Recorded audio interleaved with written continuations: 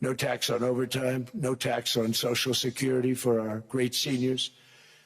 We also provided 100% expensing. That's the one they like. And bonus depreciation for all new equipment and capital investments to help companies expand and shift production to America. They are so in love with that. They build a plant, they're able to deduct it immediately, the whole thing, rather than waiting 38 to 41 years in the old days. This is a miracle taking place. Nobody thought it would ever be done by any country, but it's done by us. It was what made my first term the most successful 4-year term that we've ever had from a financial standpoint. And now we've upped it. This is a 10-year program, not a 1-year program, but you're allowed to deduct everything in 1 year. It used to be 38 to 41 years. With tariffs, we've radically reduced our ballooning trade deficit, which was the largest in world history. We were losing more than $1 trillion every single year, and it was just wasted. It was going to waste. But in 1 year, I slashed our monthly trade deficit by a staggering 77%, and all of this with no inflation, something everyone said could not be done. There were a couple of brilliant people that actually thought I was doing the right thing. I thought I was doing the right thing. Now they all think I'm doing the right thing because they can't believe the numbers. American exports are now up by more than $150 billion. Domestic steel production is up by 300,000 tons a month, and it's doubling over the next 4 months. It's doubling and tripling, and we have steel plants being built all over the country. Nobody thought they'd see that.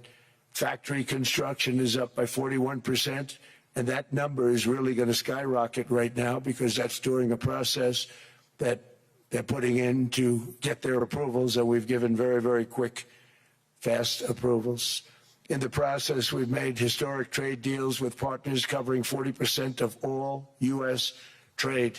Some of the greatest companies and countries in the world. We have countries as our partner, too. The European nations, Japan, South Korea. They're our partners. They've gone into massive deals with us, especially on oil and gas. And these agreements raise growth and cause stock markets to boom, not only in the U.S., but virtually every country that came to make a deal, because, as you've learned, when the United States goes up, you follow. It's really become a staple. In America, I've stopped the nation-wrecking energy policies that drive up prices while sending jobs and factories to the world's worst polluters. They are indeed polluters. Under sleepy Joe Biden, new domestic oil and gas leases fell by 95%. Think of that. Then they wonder, why was gasoline going up so fast? The gasoline actually topped $5 a gallon, and some places $7 a gallon, and more than 100 major power plants were violently shut down by incompetent people that had no idea what the hell they were doing. Under my leadership, U.S. natural gas production is at an all-time high by far. U.S. oil production is up by 730,000 barrels a day, and last week we picked up 50 million barrels from Venezuela alone. Venezuela has been an amazing place for so many years, but then they went bad with their policies. 20 years ago, it was a great country, and now it's got problems, but we're helping them. And those 50 million barrels, we're going to be splitting up with them, and they'll be making more money than they've made in a long time. Venezuela is going to do fantastically well. We appreciate all of the cooperation we've been giving. We've been giving great cooperation. Once the attack ended, and they said, let's make a deal. More people should do that. But Venezuela is going to make more money in the next 6 months than they've made in the last 20 years. Every major oil company is coming in with us. It's amazing. It's a beautiful thing to see. The leadership of the country has been very good. They've been very, very smart. The price of gasoline is now below $2.50 a gallon in many states, $2.50 30 cents a gallon in most states, and will soon be averaging less than $2 a gallon. In many places, it's already down even lower, $1.95 a gallon. Numerous states are at $1.99, numbers that nobody has heard for years. Actually, since my last administration, we got it down to around those numbers. I've signed an order directing and approval of many new nuclear reactors. We're going heavy into nuclear. I was not a big fan because I didn't like the risk, the danger, but they have the progress they've made with nuclear is unbelievable, and the safety progress they've made is incredible. We're very much into the world of nuclear energy, and we can have it now at good prices and very, very safe. And we're leading the world in AI by a lot. We're leading China by a lot. I think President Xi respects what we've done, in part because I've allowed these big companies building these massive buildings to build their own electric capacity. They're building their own power plants, which when added up is more than any country anywhere in the world is doing. I read recently an article in the Wall Street Journal that China's creating so much energy, and they are. I got to hand it to them. But we're creating as much or more, and we're letting them do that. I'm very proud of it. It was my idea. I said, you can't create this much energy. We needed more than double the energy currently in the country just to take care of the AI plants. And I said, we can't do that. We have an old grid system. And I came up with the idea, you know, you people are brilliant. You have a lot of money. Let's see what you can do. You can build your own electric generating plants. And they looked at me. They didn't believe me. All of the names that are, I think, in the room right now, if you want to know the truth, they didn't believe it. And I said, no, you can't. They came back 2 weeks and they didn't have the plant. They said, we thought you were kidding. I said, no, not only am I not kidding, you're going to have your approvals within 2 weeks. I always say nuclear will take 3 weeks. But most aren't going that. They're going oil and gas. They're even going coal in some cases. Because of my landslide election victory, the United States avoided the catastrophic energy collapse which befell every European nation that pursued the Green New Scam, perhaps the greatest hoax in history. The Green New Scam, windmills all over the place, destroy your land, destroy your land. Every time that goes around, you lose $1,000. You're supposed to make money with energy, not lose money. Here in Europe, we've seen the fate that the radical left tried to impose on America. They tried very hard. Germany now generates 22% less electricity than it did in 2017. And it's not the current chancellor's fault. He's solving the problem. He's going to do a great job. But what they did before he got there, I guess that's why he got there. And electricity prices are 64% higher. The United Kingdom produces just 1/3 of the total energy from all sources that it did in 1999. Think of that, 1/3. And they're sitting on top of the North Sea, one of the greatest reserves anywhere in the world, but they don't use it. And that's one reason why their energy has reached catastrophically low levels with equally high prices. High prices, very low levels. Think of that, 1/3. And you're sitting on top of the North Sea, and they like to say, well, you know, that's depleted. It's not depleted. It's got 500 years. They haven't even found the oil. The North Sea is incredible. They don't let anybody drill. Environmentally, they don't let them drill. They make it impossible for the oil companies to go. They take 92% of the revenues. So the oil companies say, we can't do it. They came to see me. Is there anything you can do? I want Europe to do great. I want UK to do great. They're sitting on one of the greatest energy sources in the world, and they don't use it. In fact, their electricity prices have soared 139%. There are windmills all over Europe. There are windmills all over the place, and they are losers. One thing I've noticed is that the more windmills a country has, the more money that country loses and the worse that country is doing. China makes almost all of the windmills. And yet I haven't been able to find any wind farms in China. Did you ever think of that? It's a good way of looking at it. They're smart. China's very smart. They make them, they sell them for a fortune. They sell them to the stupid people that buy them. But they don't use them themselves. They put up a couple of big wind farms, but they don't use them. They just put them up to show people what they could look like. They don't spin. They don't do anything. They use a thing called coal, mostly.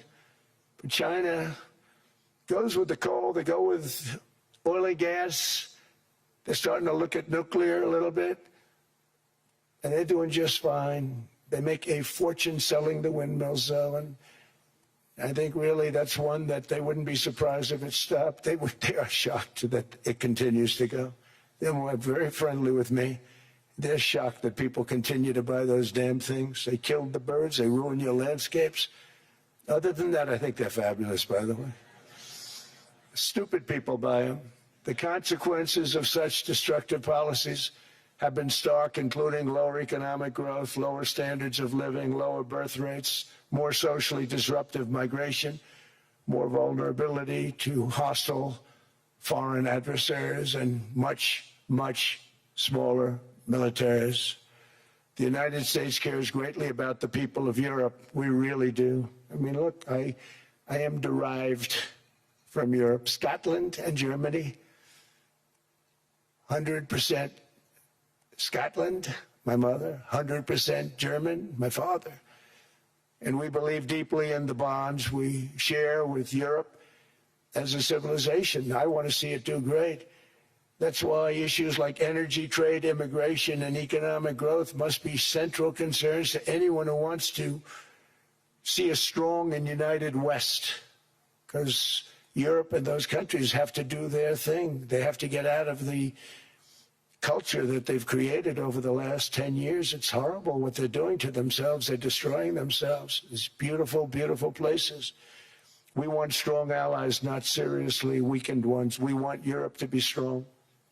Ultimately, these are matters of national security, and perhaps no current issue makes the situation more clear than what's currently going on with Greenland. Would you like me to say a few words of Greenland? I was going to leave it out of the speech, but I think I would have been reviewed very negatively. I have tremendous respect for both the people of Greenland and the people of Denmark, tremendous respect. But every NATO ally has an obligation to be able to defend their own territory. And the fact is, no nation or group of nations is in any position to be able to secure Greenland other than the United States.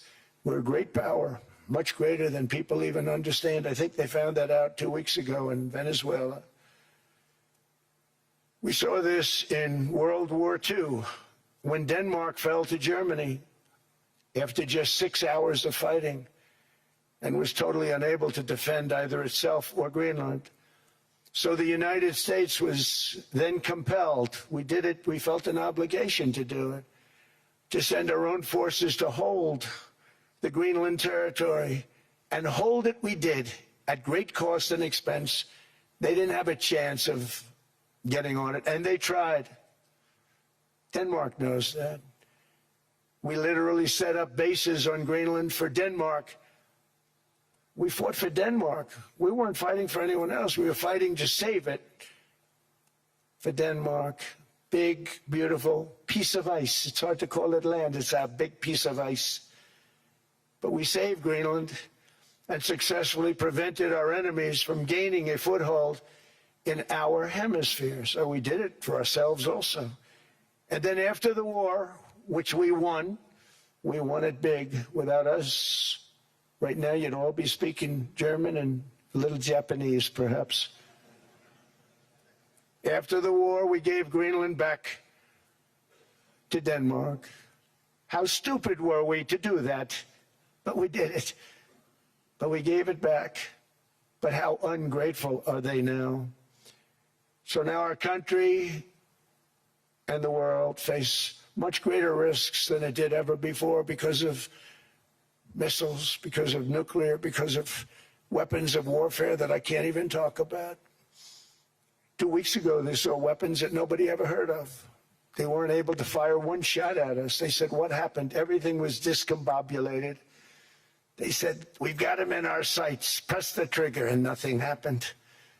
No anti-aircraft missiles went up. There was one that went up about 30 feet and crashed down right next to the people that sent it. They said, what the hell is going on? Those defensive systems were made by Russia and by China. So they're going to go back to the drawing boards, I guess. Greenland is a vast, almost entirely uninhabited and undeveloped territory. It's sitting undefended in a key strategic location between the United States, Russia, and China. That's exactly where it is, right smack in the middle. Wasn't important nearly when we gave it back. You know, when we gave it back, it wasn't the same as it is now. It's not important for any other reason, you know. Everyone talks about the minerals. There's so many places. There's no rare earth. No such thing as rare earth. There's rare processing. But there's so much rare earth. And to get to this rare earth, you got to go through hundreds of feet of ice. That's not the reason we need it. We need it for strategic national security and international security. This enormous unsecured island is actually part of North America, on the northern frontier of the Western Hemisphere. That's our territory. It is therefore a core national security interest of the United States of America. And in fact, it's been our policy for hundreds of years to prevent outside threats from entering our hemisphere, and we've done it very successfully. We've never been stronger than we are now. That's why American presidents have sought to purchase Greenland for nearly 2 centuries. You know, for 2 centuries they've been trying to do it. They should have kept it after World War II, but they had a different president. That's all right. People think differently. Much more necessary now than it was at that time, however. In 2019, Denmark said that they would spend over $200 million to strengthen Greenland's defenses. But as you know, they spent less than 1% of that amount. 1%. There's no sign of Denmark there. And I say that with great respect for Denmark, whose people I love, whose leaders are very good. It's the United States alone that can protect this giant mass of land, this giant piece of ice, develop it and improve it and make it so that it's good for Europe and safe for Europe and good for us. And that's the reason I'm seeking immediate negotiations to once again discuss the acquisition of Greenland by the United States, just as we have acquired many other territories throughout our history, as many of the European nations have. They've acquired, there's nothing wrong with it. Many of them, some went in reverse, actually, if you look. Some had great, vast wealth, great, vast lands all over the world. They went in reverse. They're stuck back where they started. That happens too. But some grow. But this would not be a threat to NATO. This would greatly enhance the security of the entire alliance, the NATO alliance. The United States is treated very unfairly by NATO. I want to tell you that. And when you think about it, nobody can dispute it. We give so much and we get so little in return. And I've been a critic of NATO for many years. And yet I've done more to help NATO than any other president by far, than any other person. You wouldn't have NATO if I didn't get involved in my first term. The war with Ukraine is an example. We are thousands of miles away, separated by a giant ocean. It's a war that should have never started, and it wouldn't have started if the 2020 U.S. presidential election weren't rigged. It was a rigged election. Everybody now knows that. They found out. People will soon be prosecuted for what they did. It's probably breaking news, but it should be. It was a rigged election. Can't have rigged elections. You need strong borders, strong elections, and ideally a good press. I always say it. Strong borders, strong elections, free, fair elections, and a fair media. The media is terrible. It's very crooked. It's very biased, terrible. But someday it'll straighten out because it's losing all credibility. Think of it, when I went in a landslide, a giant landslide, won all 7 swing states, won the popular vote, won everything, and they only get negative press. That means that it has no credibility. And if they're going to get credibility, they're going to have to be fair. So you need a fair press. But you also need those other elements. And I inherited a terrible, terrible situation. If you look, the border was open, the inflation was raging, everything was bad with the United States when I came into office. But I also inherited a mess with Ukraine and Russia, something that would have never happened. And I know Putin very well. He and I would discuss Ukraine. It was the apple of his eye, but he wasn't going to do anything. I said, Vladimir, you're not doing it. He would never have done it. It was terrible what happened. I could see it happening, too. After I left, I could see it happening. Biden had given Ukraine and NATO $350 billion, a staggering sum, $350 billion. I came in, and just like the southern border, just like inflation, just like our economy, I said, wow, this place is in trouble, meaning our country. All of these things were out of control. But the border was out of control. We fixed it with the strongest border anywhere in the world. And I've now been working on this war for 1 year, during which time I settled 8 other wars. India, Pakistan. I settled other wars that were. Vladimir Putin called me, Armenia, Azerbaijan. He said, I can't believe you settled that one. They were going on for 35 years. I settled it in 1 day. And President Putin called me. He said, you know, I can't believe I've worked on that war for 10 years trying to settle it. I couldn't do it. I said, do me a favor, focus on settling your war. Don't worry about that one. What does the United States get out of all of this work, all of this money, other than death, destruction, and massive amounts of cash going to people who don't appreciate what we do? They don't appreciate what we do. I'm talking about NATO, I'm talking about Europe. They have to work on Ukraine. We don't. The United States is very far away. We have a big, beautiful ocean separating us. We have nothing to do with it. Until I came along, NATO was only supposed to pay 2% of GDP. But they weren't paying. Most of the countries weren't paying anything. The United States was paying for virtually 100% of NATO. And I got that stopped. I said, that's not fair. But then, more importantly, I got NATO to pay 5%, and now they were paying, and now they are paying. So something nobody said was possible.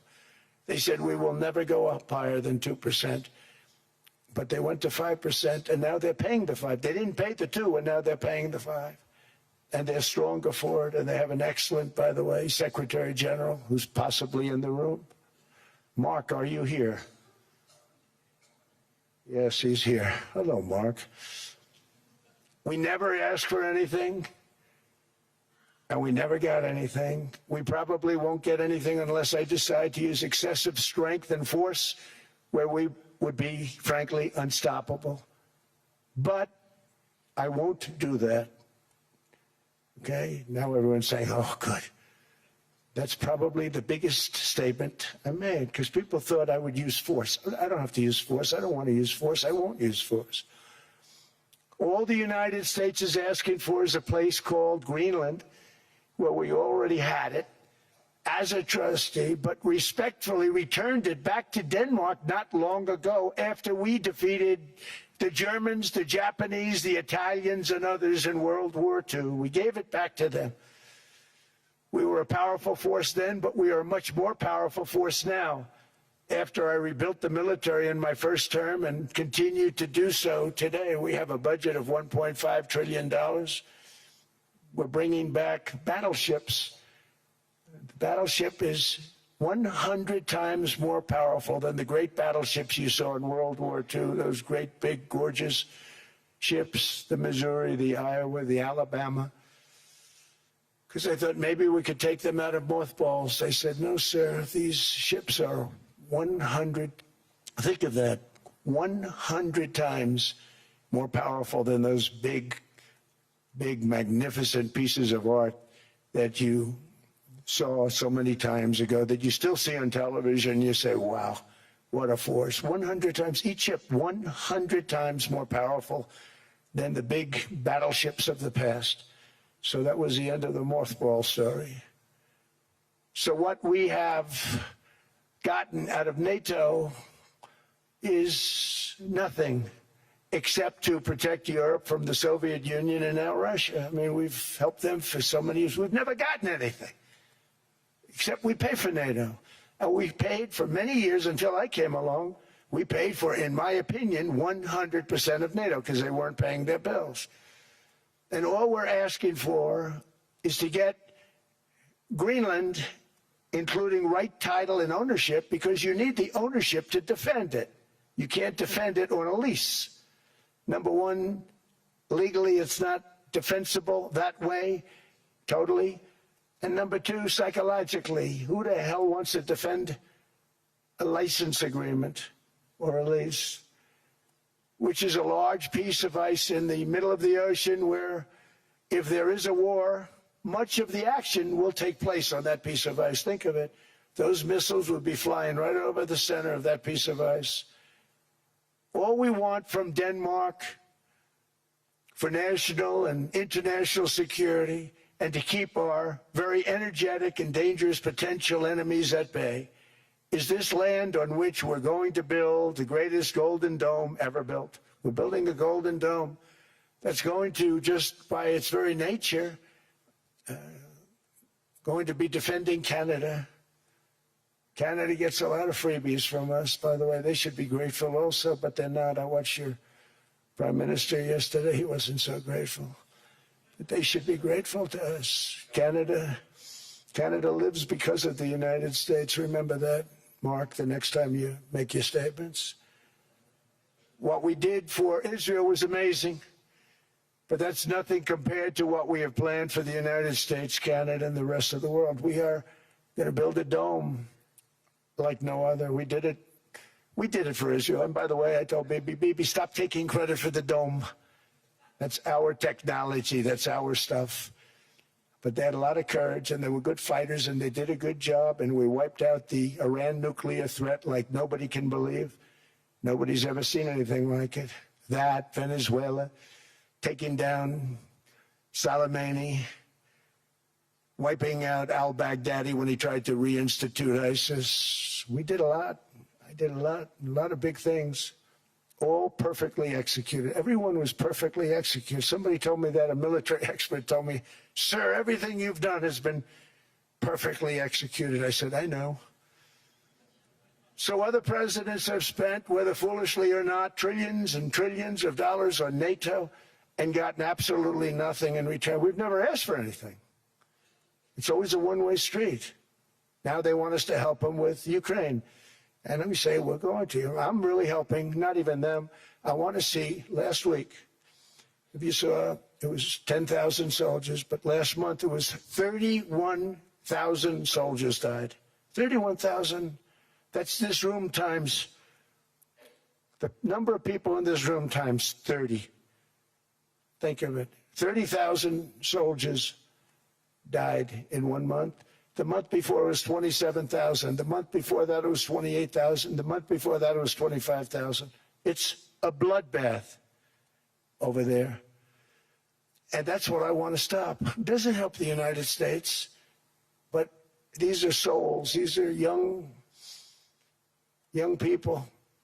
Look like you, look like some of you right in the front row. They go to war. Their parents are so proud. Oh, there he goes, comes back. 2 weeks later, they get a call, your son's head's been blown off. I want to stop it. It's a horrible war. It's the worst since World War II. They keep going. They'll exceed World War II. The numbers are staggering, how many people they've lost. They don't want to talk about it. Ukraine and Russia lost just tremendous amounts.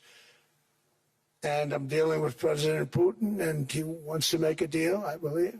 I'm dealing with President Zelensky, and I think he wants to make a deal. I'm meeting him today. He might be in the audience right now. But they got to get that war stopped because too many people are dying, needlessly dying. Too many souls are being lost. It's the only reason I'm interested in doing it. But in doing it, I'm helping Europe, I'm helping NATO, and I've until the last few days when I told them about Iceland, they loved me. They called me daddy, right, last time. A very smart man said, he's our daddy. He's running it. I was like running it. I went from running it to being a terrible human being. But now what I'm asking for is a piece of ice, cold and poorly located, that can play a vital role in world peace and world protection. It's a very small ask compared to what we have given them for many, many decades. But the problem with NATO is that we'll be there for them 100%. But I'm not sure that they'd be there for us. If we gave them the call, gentlemen, we are being attacked. We're under attack by such and such a nation. I know them all very well. I'm not sure that they'd be there. I know we'd be there for them. I don't know that they'd be there for us. So with all of the money we expend, with all of the blood, sweat, and tears, I don't know that they'd be there for us. They're not there for us on Iceland, that I can tell you. I mean, our stock market took the first dip yesterday because of Iceland.